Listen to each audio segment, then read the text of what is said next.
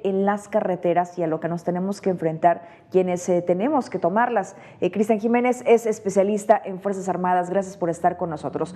Y respóndenos esto, ¿por qué hay tanta inseguridad en las carreteras? Mitzi, buenas tardes, ¿cómo estás?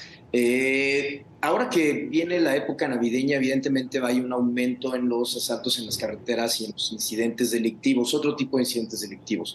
Me parece que es importante que la gente que viaja, ya sea por vacaciones, por trabajos o paisanos que regresan a ver sus familiares, estén conscientes de lo peligroso que puede ser viajar por algunas rutas de México.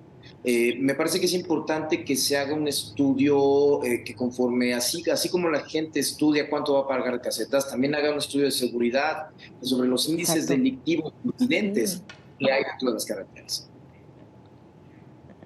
De tal manera Totalmente que de se puede. acuerdo, Cristian, lo hemos mencionado aquí mismo en este espacio de Mega Noticias. A ver, puede haber ya mucha información a través de redes sociales, de gente que comenta sobre las carreteras, revisar niveles de asaltos, comentarios que se tienen igual y es peligroso circularla, es decir, que conozcan esa vía por la cual van a transitar.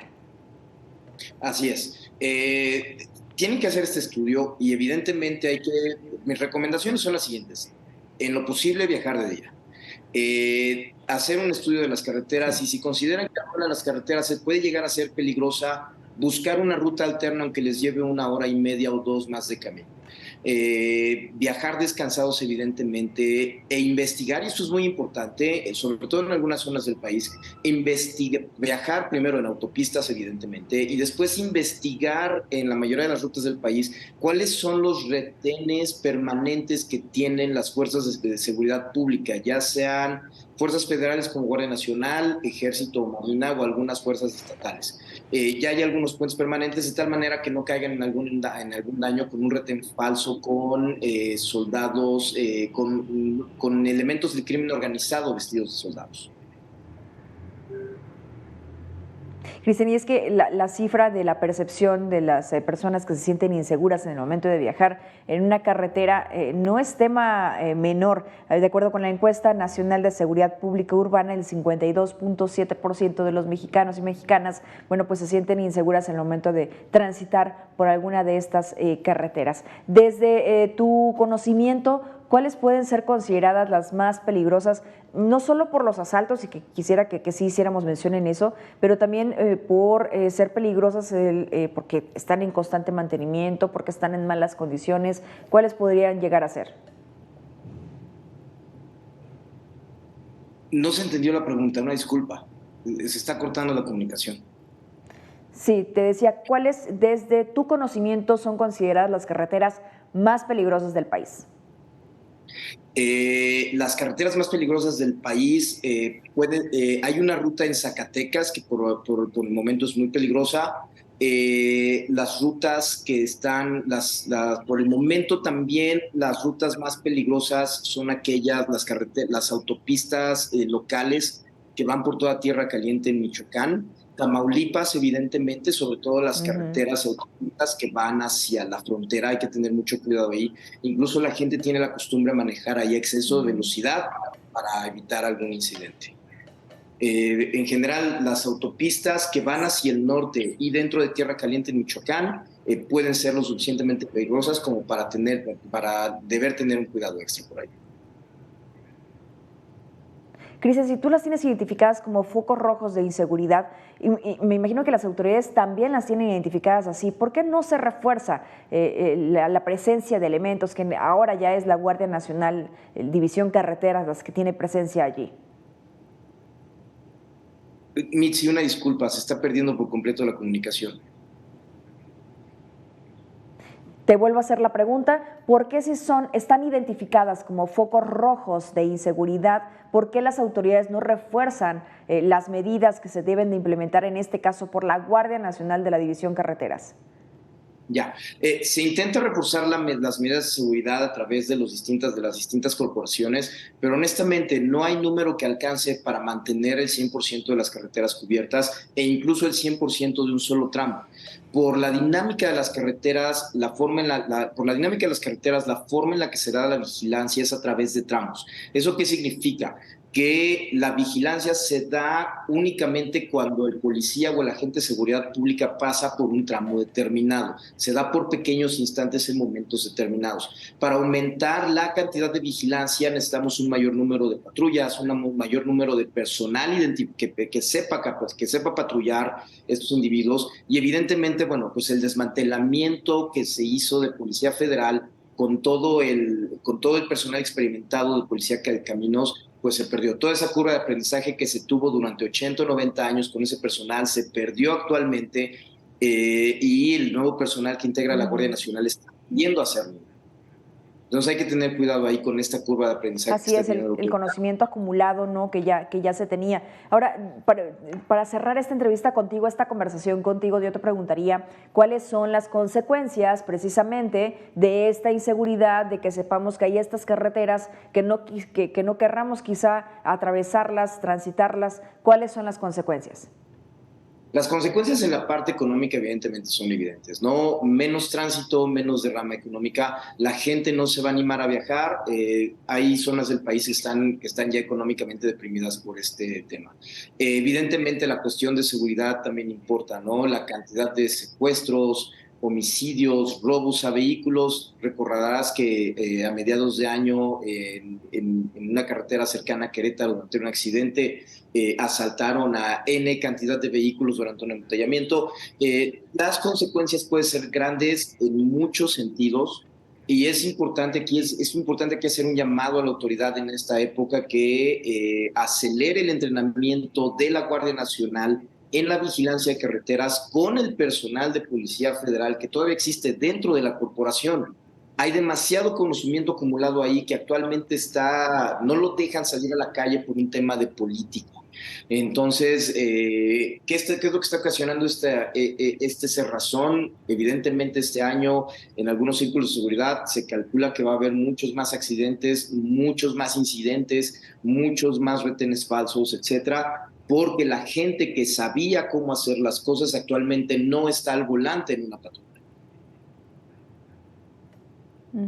Qué lamentable que por una cuestión política se tenga que pagar ese tipo de consecuencias. Tú la enlistabas básicamente, las más evidentes, la económica y en segundo lugar, pues el bienestar de todas las personas, que es uno de los lemas, vamos, del actual gobierno federal y que lamentablemente no se cumple, por lo menos no en este sentido.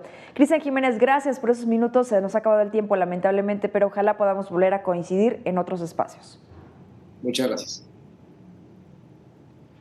Muchas gracias a ti, especialista en Fuerzas Armadas. Vamos a la pausa y regresamos con más.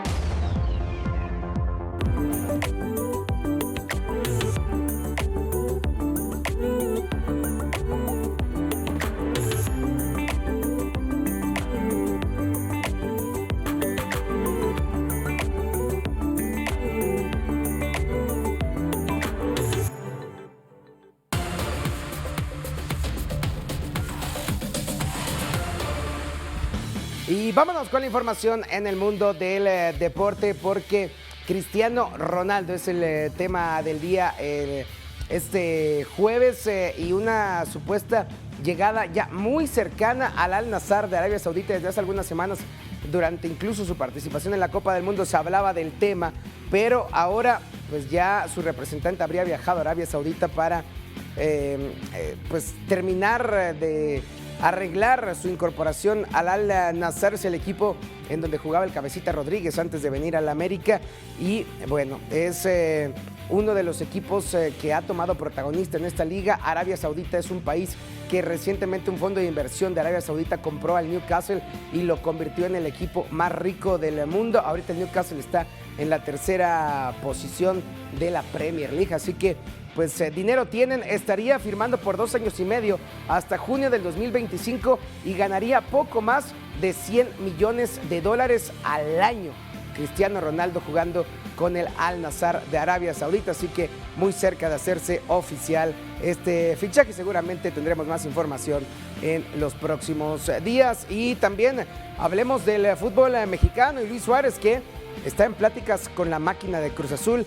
En la disputa ya solo quedan el Gremio de Brasil, que recién ascendió esta temporada a la primera división, y la máquina. La oferta de Cruz Azul es mayor en lo económico, pero el pistolero pues le atrae el hecho de poder disputar en determinado momento la Copa Libertadores con el Gremio de Porto Alegre.